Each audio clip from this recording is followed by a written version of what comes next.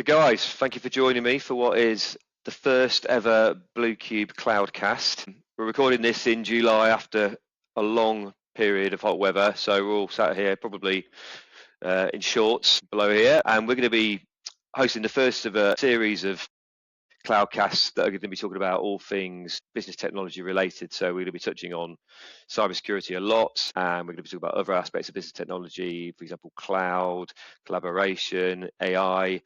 But today we're going to be starting the first CloudCast off by talking about the changes with Microsoft licensing and how Business Premium is becoming Microsoft's go-to business license. So before we get stuck into the conversation, can I just introduce my guests today? So from GearCom, we've got Pedro and Matt. From Bluecube, we've got myself, Paul Reams, and Ollie Cole, who's our in-house cybersecurity lead. So Pedro, could you go first? Pedro, could you just tell anyone watching what you do at GearCom and how you help partners like Bluecube? Yeah, no, of course, Paul. Thank you for having us as well, kind of joining this call. So I'm Pedro. Pleasure. So spent nearly over kind of a decade, kind of pretty much in the channel. So I'm one of the AI business solutions specialists here in GearCom. So like I mentioned, kind of been around the block, as it were, really going through kind of anything from, distribution to vendors, cybersecurity, business continuity. And now, of course, kind of like more focused in AI business solutions, which basically kind of goes from all your Microsoft kind of licensing from your basic all the way up to your enterprise type licensing, and then even kind of Copilot adoption as well. So kind of a mixture of multiple different things on that kind of seam. And fundamentally, my role focuses on partners. So working with partners like the likes of yourself, Paul, in terms of going through more of the pre-sales kind of engagement piece on all of those things, everything that kind of makes kind of Microsoft tick, and how to make it a bit more of an easier conversation for customers to digest, essentially. And that's a bit of me. Thanks, Pedro. Thanks. And Matt, you're a security specialist for GearCom. Could you just tell us a little bit about your role? Yes, certainly can. Yeah, first of all, thank you for having me here. So myself, I've been around the MSP space for about 10 years, and I basically started out doing like technical support and kind of focusing around the cybersecurity products that we do at GearCom and the other places that I worked in the past. Got myself quite familiar with how the landscape looks, the prevention techniques, did a bit of the ethical hacking to understand it, and then basically moved to a more like technical/commercial first role at the moment. So that includes some like the pre-sale stuff you typically see, the onboarding process, demonstrations, basically working with our partners so they can understand kind of the landscape, where they fit into it, and ultimately where their customers fit into it. Because as much as we can talk to yourselves about how good cybersecurity is and where you need to be, your customers should always be that primary focus and getting them to understand it as well. And that's where I'm sitting the tower basically. Absolutely. Yeah, thanks, Matt. And Ollie, obviously you're familiar to me, but for the viewers, can you just tell them about your role at Bluecube and how you arrived here 2 years ago? Yeah, definitely. I'm our in-house cybersecurity lead, so I do everything cybersecurity for customers and internal. I've been in cybersecurity for a very long time now. Overall, qualifications-wise, I've got a first-class honours in cybersecurity, certified ethical hacker. I've seen pretty much everything in cybersecurity now, gone through some fairly big incidents, and come out the other side. And has the landscape, do you think, changed over the last sort of 5 years compared to what we used to see in terms of cyber attacks and cyber threats? Massively, yeah. Especially with AI coming on board, there's a lot more AI-powered attacks, things like phishing, ransomware. All of this technology is coming together to provide attackers a much more, easy way to proceed with these. What would have taken a lot of skill previously can now be done by some very untalented people. Interesting. Yeah, thanks, Ollie. So going back to the Business Premium license, which has a lot of security benefits, why do you think that's becoming the go-to license for most organizations now, Pedro? Yeah, it's kind of a big thing, and especially because they love to kind of coin it kind of hero type license, right? And why that's kind of coined in that kind of perspective. Usually, what they say is like more so the kind of the sweet spot between kind of productivity, security, and kind of cost. You're having all those three metrics kind of conjoined into one, giving it kind of an all-in-one kind of product. And I think it's a baseline. It's where you kind of want to go in and start off as kind of an MSP or even as kind of a customer right before you start hitting the ground running. And furthering from what Ollie mentioned in terms of kind kind of AI kind of adoption as well. And I think that's another Kickstarter to kind of the whole kind of equation, right? So really starting off the books quite strong with the likes of a business premium license does give you kind of the keys to it as well at a much more easier level. And usually what they do say, that's the entry level now. Every business wants to kind of start off in that kind of sense. Hence being kind of the hero with all those kind of tools that you do get kind of under the hood as well. It makes life a lot more easier, especially in those circumstances when they do happen. Sure. Thanks, Pedro. So the point of the Bluecube CloudCast really is to, rather than sort of talking about, product benefits from things like business premium, we're going to look at the sort of real life scenarios where these products might help the end user. So I think the major advantage from what I've heard and what we know as a business to the business premium license over other licenses like standard, the security benefits that they give you, and Microsoft Entra ID, Microsoft Intune, Defender for 365, Purview, they're all the additional products that are included in that license. But to most people watching, that probably doesn't mean a lot really. So what I want to do today really is just kind of explore the the real life scenarios where those products might help the end user and stop a potential cyber attack, and just improve the overall security posture of a business. So Pedro, back to you again. Can we just talk about the kind of cyber attacks we're seeing? Let's say a password is entered into a malicious site, something that looks like a Microsoft site but isn't, and those credentials are captured. What could potentially happen next? Yeah, that's the big thing, right? In terms of what could potentially happen next, and it's pretty much ... what could happen next, right? And it's that level whereby it's unlimited. The damage that can actually kind of do and cause. Obviously, you're sending your credentials across to someone who's got access to your entire user environment. They can go in and access that type of stuff now as well. So yeah, the world's your oyster in terms of what can be the potential and the cause and the effect of that as well. And unfortunately, it's that vulnerability, that human level, that we're starting to see the incident kind of grow massively as well, kind of in the industry right now. And even Matt's perspective, working in the industry for quite a long time in cybersecurity, he'll be able to share a lot of stats kind of in his arena as well. And those things can be thwarted massively through the likes of some of the Defender products that you do get kind of the likes of Business Premium, right? They can really kind of make that kind of stop effect, or kind of analyzing those links before you go in and click into them. You go back to kind of the sophistication now of like AI. It's making it more tougher to see where the errors are as well when it comes to those types of links.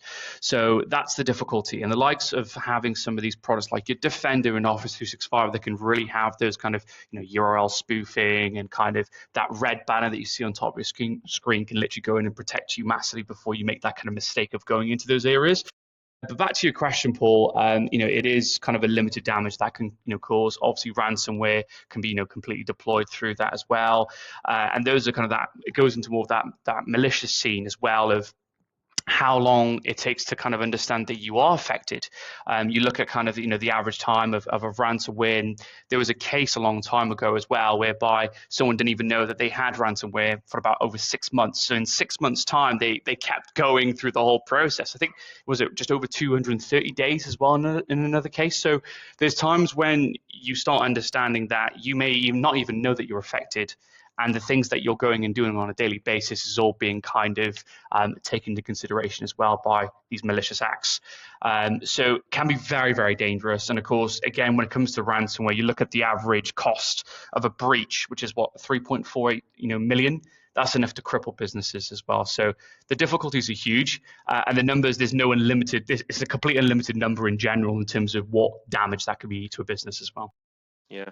And Matt, do you think that passwords have now effectively become the sort of the weak link for security? In a way, yeah. So it's all down to kind of the complexity of a password. Most people and most places don't enforce password policies. So simple things like being able to say that your password is your name, your date of birth, stuff like that.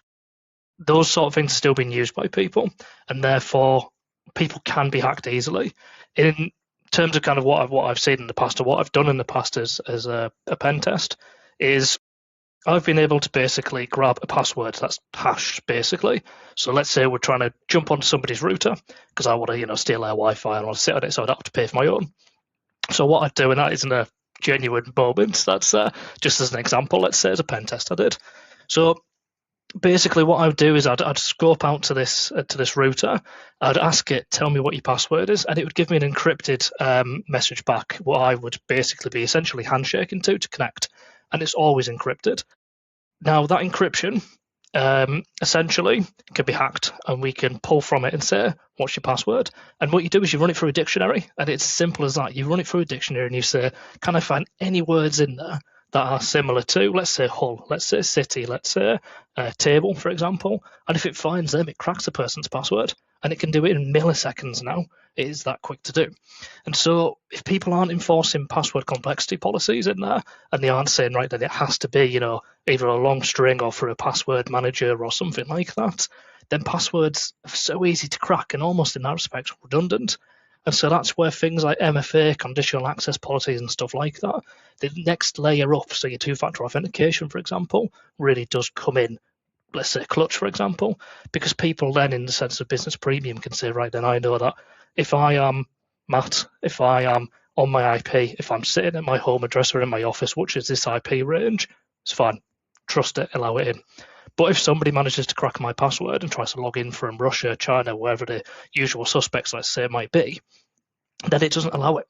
And that's why I'd say passwords aren't necessarily the weakest link, but you have to make sure there's a password policy. And if there isn't something like that, definitely set up MFA, set up your conditional access to really stop that user from getting breached. Yeah, I think the other thing, just to come in on Matt's point there as well, it's also the fact that people use the same passwords for multiple different things as well. And that, I think it's the convenience layer for a lot of people. I mean, we've all been there, right, from a personal kind of standpoint, but that personal aspect kind of also leaks into your business life too, in terms of your habits of what you're going and use. And if you're using those kind of same passwords and they get leaked, that's the difficulty. So the MFA approach definitely just takes it a step notch higher to prevent that as well from that perspective. Exactly. Agreed. I mean, one of the things that I think you can definitely look at is the website of Have I Been Pwned, for example. You put in any email address that you use, put in your personal address, for example, and it will tell you every breach that you've been involved in. And most of the times that's your password. And that's where you look back and you think, well, if my password's been cracked and I use these websites, it's more than likely I'm using the same password. I should probably go and change that. And it's scary to think, because it will show you it retrospectively, and it will say, back in 2016 you were hacked, and if you've not changed your password since 2016, 10 years ago, you've got massive problems there. So there is tools and stuff you can use that are completely free that will back yourself up and be able to say, actually, I should be really looking, trying to secure myself a bit better.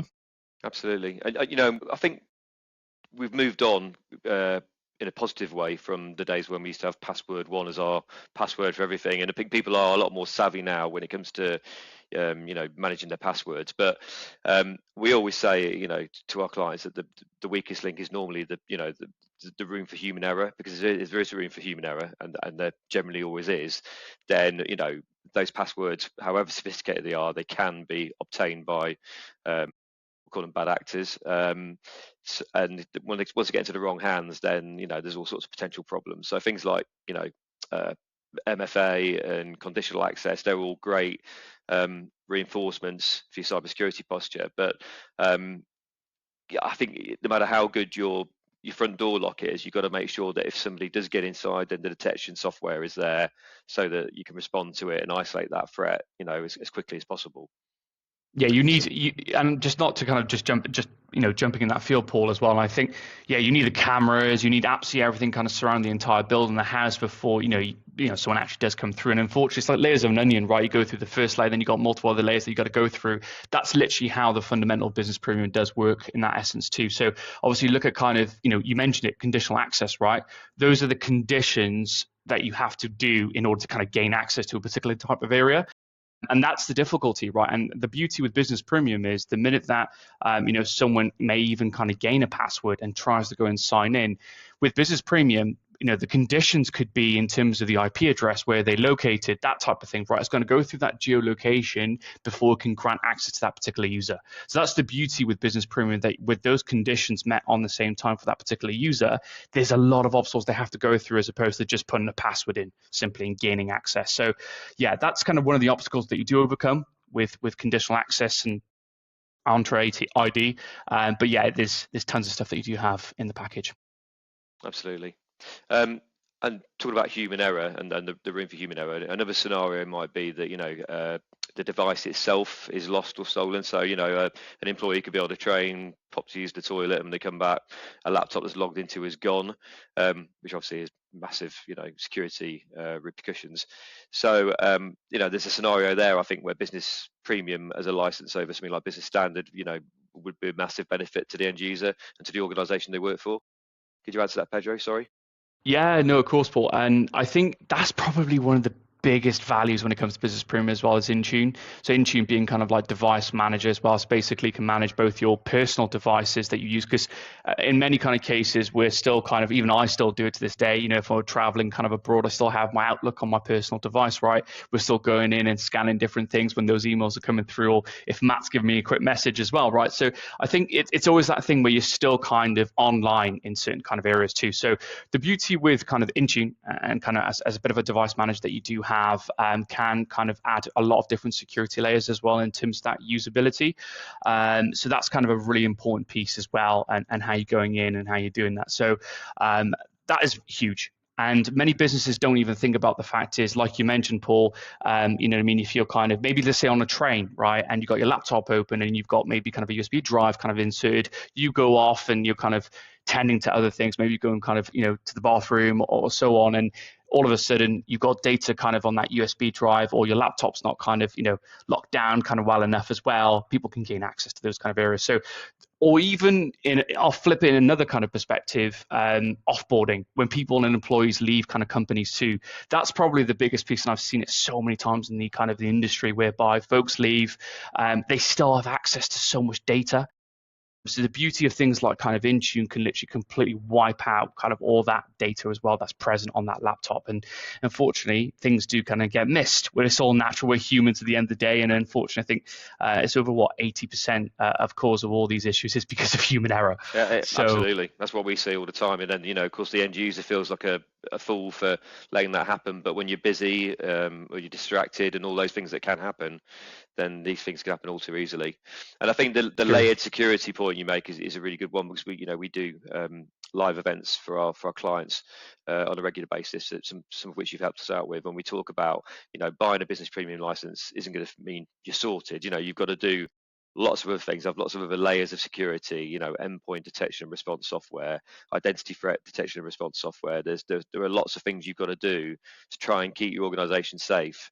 And then it's about, if the worst case happens, having a plan, detecting it early, but then having a plan, if there is an attack, to respond to that. So the easy way in, I think, for most cyber attacks has always been email. When people clicking on a dodgy link, for want of a better expression, and putting their details into something they shouldn't do. And it's been all too easy, I think, historically for the hackers when that's happened.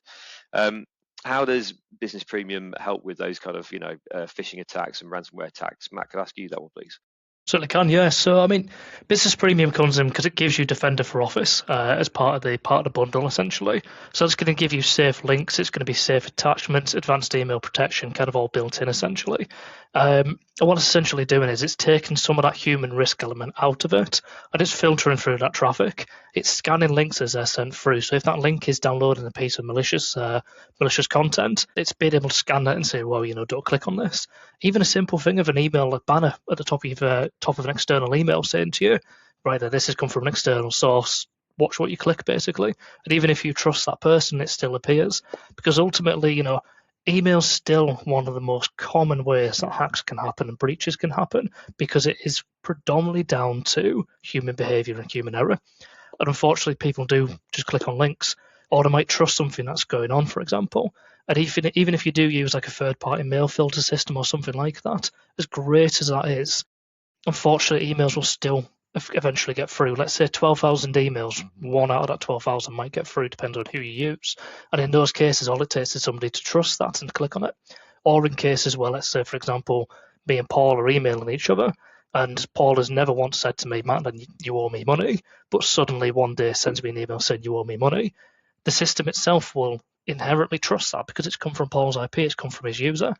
But in cases where Defender comes in, what it's doing is it's verifying absolutely every jump it's done through the email server and say, well, actually, that hasn't technically come from Paul.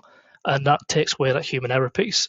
Of course, in that scenario, I would probably never turn around and say, yeah, go on, boy, you can have some money from me, because we'd never have that conversation.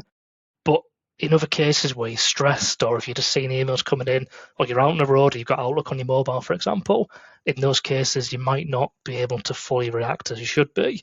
And that human error piece comes in, that behavioural problem comes in. And that's where Business Premium, that Defender piece, just really backs that user up and says, we've got you protected.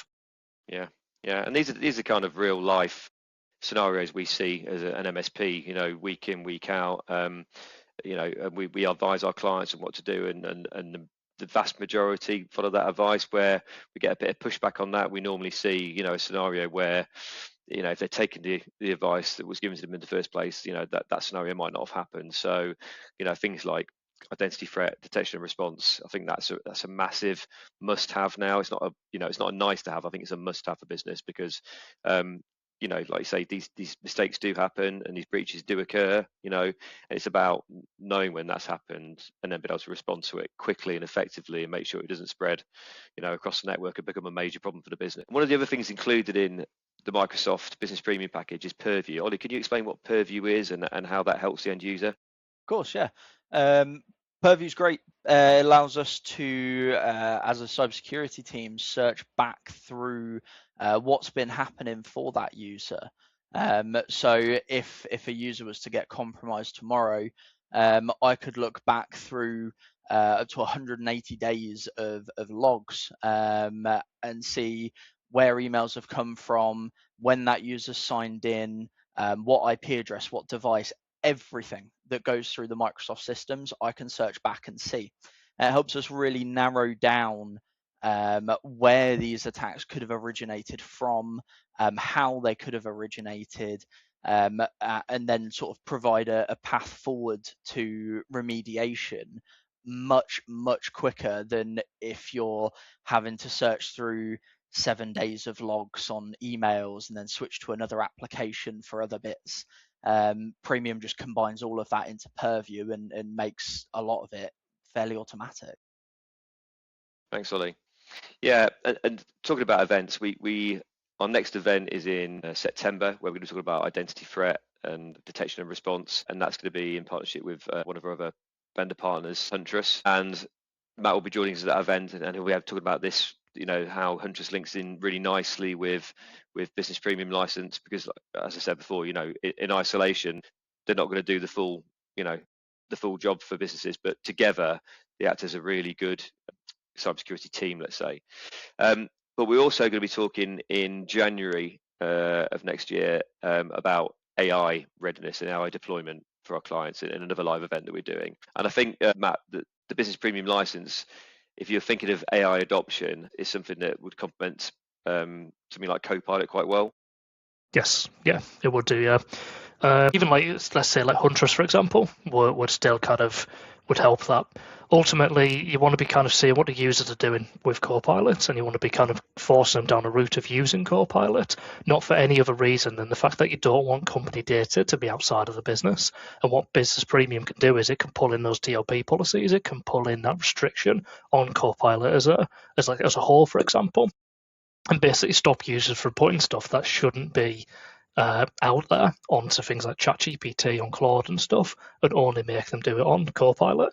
And with that Copilot subscription, it is linked into everything you have. It's linked into Outlook, it's linked into Excel, and it's just a simple thing of clicking on it, and it's already got access to your company data for you to be able to say, can you rewrite this email? Can you help me with Excel and stuff like that? Even like Power Apps, for example, is built into now. So Business Premium's all it's doing really in that respect is leveraging that a bit further, and it's just locking it down to stop it from going to that user risk. Yeah, because I think that the danger is that a lot of businesses now are looking at things like Copilot and AI, as a general tool. And the worry is that some of them are just going to dive in there without doing the homework properly and setting up their governance and the security in the background to make sure that AI deployment is a success, not a complete nightmare. So our event in January will cover that. you guys will be there as well for that. So, the partnerships we have with the vendors like Geocom, they're absolutely critical to the security of our customers and the education of our customers as well. So appreciate you helping us out today on the first Bluecast, the very first one that's gone out. And there'll be lots more to come about different subjects. Just before we wrap up, I've just got a few more questions. Ollie, what's the biggest mistake you're still seeing small to medium-sized businesses making in terms of their cybersecurity? Not focusing on it enough. We're seeing a lot of businesses that think, oh, I'm small, I'm not going to get targeted. I'm not one of these people that turn over £10 million a year, £1 million a year, £100,000 a year. It doesn't matter how big you are anymore. You can be used as a stepping stone for bigger companies, but being used as that stepping stone means you are putting all of the data, your customers and your employees at risk. Yeah. And I think I think now it's like, if you've used the analogy of a burglar walking down the street and he's looking at all the houses that he could potentially burgle, he's looking for the one with the open door or the one without a burglar alarm, or it's not rocket science, is it? It's just common sense. You've got to make it difficult for them. And Matt, do you want to add anything to that? Yeah, I just want to echo it. A lot of it is, when's it going to happen to me? If it's going to happen to me. And it should always be, when is it going to happen to me? A breach can happen to anybody. To echo Ollie's point, think of a hacker as a day-to-day person in that respect. They can go for the big corporations and go for the big people like your Land Rover, Jaguar, the M&S people and stuff like that. However, that takes a lot of effort. That takes a lot of time. It's not just down to one person. It's a group of people. It's organised. It's ready. Maybe they're sat in the same room as each other doing it. Whereas the small businesses are the people that put food on their table. I'm not trying to make them sound innocent, but genuinely, those small businesses are that stepping stone, or they are the people who will be hacked more commonly because it's going to afford, what they're doing. It's going to keep the bills on. It's going to keep the lights on. One of the biggest mistakes that an SME can make is essentially just thinking like, we're not going to be targeted, or my security is enough. And I think the baseline that everybody should be going for is MFA. It doesn't matter who you are, what you're doing, MFA should be enabled, or two-factor, not just from a Microsoft point of view, but anything you're using. Password manager, put MFA on it. You log it into your Sainsbury's shop, put MFA on it. Because if you're recycling the same password or anything like that, if for whatever event they get hacked, that data's now out there, your password's now out there, but MFA is going to stop that. It's not necessarily an investment. It's I need this as let's call it a non-negotiable. Something like MFA, it's a free and it's a fundamental sort of like baseline action for your organization's security, but you still see a lot of businesses that that aren't using it or don't want to use it because it's a bit of a hassle for them to log in every time they want to use a business critical piece of software or or service. But the potential damage that not having 2FA could do to a business is catastrophic. And I think that's the key thing as well, just to kind of butt in, guys, as when it comes to MFA, because there's a lot of people that get confused between the levels of MFA that's available too, because Business Standard also has MFA, but it's very different in terms of what you get in Business Premium. So there's two kind of fundamental kind of tiers. The way I look at MFA when it comes to Business Standard, it's there, but you have to go in and you have to engineer it, you have to set it up, you have to go through the whole process, whereas the Business Premium Edition is more proactive. You know what I mean? When you go in and try to access particular areas, you can't access those areas without going into MFA as well. So it's that level of protection that you have to be able to mitigate in those situations when they do occur. So I think that's the other kind of level to mention with the the upgrade to Business Premium. You're getting that those additional premium features as well. Yeah. So for businesses watching, Pedro, that are still using Business Standard license, what do you think is the sort of big takeaway from the discussion today that they should be thinking about? Yeah, I mean, why not, right? I mean, why are you still on Business Standard, in all fairness? I mean, that's the big kind of question, right? I think, in general terms, I think, every business is going to be very different, right? Everyone's going to have different ways of how they do things as well. And I think, it's definitely having a bit of an internal assessment, understanding where you currently are. And it's difficult sometimes because, so people don't have the time. And time is kind of the biggest factor when it comes to all of us. We're so busy, multiple different, projects kind of running at the same time. But the most important thing is kind of, you have to look at yourselves and how secure are you? What's the current process? The best way to do that is actually through auditing and through solution assessments that are kind of readily available through the likes of kind of Bluecube. So please do reach out to Paul and the team there as well for kind of assistance in terms of how those work, because you guys have done absolutely tons right in those assessments, and you're probably in a great position to showcase how those kind of work as well, whereby how you can go through auditing kind of your environment, seeing kind of where you're currently at, what's the next step, what should I do in the next 30, 60, 90 days. That assessment gives you exact indications of where you need to go. What are the red flags in my current business? Because there can maybe tons of things that we mentioned today that you guys might have red flags too. So the biggest important thing is to go in that. They're in a really scene. well kept secret, these solution assessments, and 100%. they're free. If you meet the criteria, Completely. it's a free assessment, and they're going to such a deep dive into your organization security. It's incredible. So that's something that we offer, and it's a general Microsoft offering that I think a lot of businesses aren't aware of. So take Microsoft use of it. Solutions assessment. Yeah. Speak to your MSP about one. Yeah. Jump into it while you can. I think that's the most important thing, and because sometimes Microsoft do change the parameters quite a lot as well with a lot of these things, and I think that's the most important thing. Now that you can go in and do one, why not, right? And I go back to that point whereby it's better to be safer than sorry. Understanding where you guys are currently at, that's going to give you the keys to understanding everything as well that you can mitigate before it actually happens. Because when it does happen, it's too late. They've got access. They know the things that they got. They got your data essentially. Ransom goes out, and businesses can crumble. That's unfortunately the outcome that can happen. And just to go back to Matt's point, and one thing that I want to give away as well, Paul, I think kind of at the end of this is, and Matt actually kind of summarized it quite nicely. Business Premium shouldn't be looked at as an IT cost. It should be fundamentally a risk mitigation investment. That is the biggest baseline feature for Business Premium. 100%. Yeah. Thanks, Pedro. And I think it's a small. You think about the potential cost to an organisation if you do get a breach, and a bad one. It's huge. Horrifying. So the cost element of upgrading to something like Premium is a very small price to pay. And we're recording this conversation in July 26. So apart from it being very hot at the moment, it's also the month that there's been a price increase on some Microsoft license types, not Business Premium. So now the commercial gap between standard and premium has never been smaller. I think it's just a time where all businesses should be looking at, this is the license type that we need for our organisation if you want to be, one step ahead of the cyber criminals. 100%. And this is the time, right? I mean, it's like Microsoft, I think what they do, they change it like every 6 months as well. They have the right to go in and change a lot of amounts. Now is a great time for it, get ahead of the curve. Was it about close to about £8 kind of difference, but significantly for the value that you get within business. But we mentioned it, identity kind of manager with Entra as well, how that kind of works and with the conditions and the access defender that you have built in that, those kind of products that are all kind of stacked within kind of Business Premium. It's huge, right? Device management. I think you look at it how much those would cost as a standalone with other vendors. The cost is so high. So yeah, the beauty is as well, especially with the audits can do a lot of that work for you to understand exactly those risks and vulnerabilities. And then all of a sudden you can go in and it gives you more of kind of confidence to go ahead with it. So definitely that's kind of the approach. Thanks, Pedro. Okay, well, look, just to wrap it up, guys, I'm going to put you on the spot now, all of you.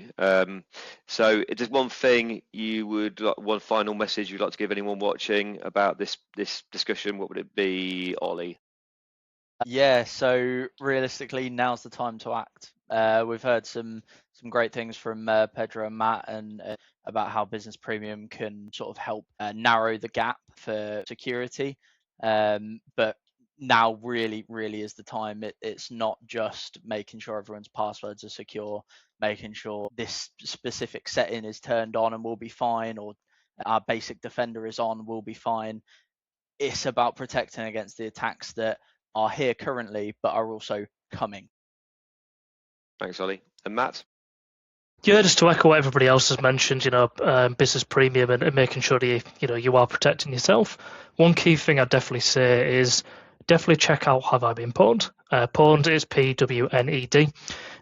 It doesn't hack you, it doesn't take any data, but put your email address in there, the one that you use for work or the one that you use personally, and let it do a scan. And what it does is it checks the dark web and it pulls back any breaches you've been involved in and the severity of them, what details have been put out there.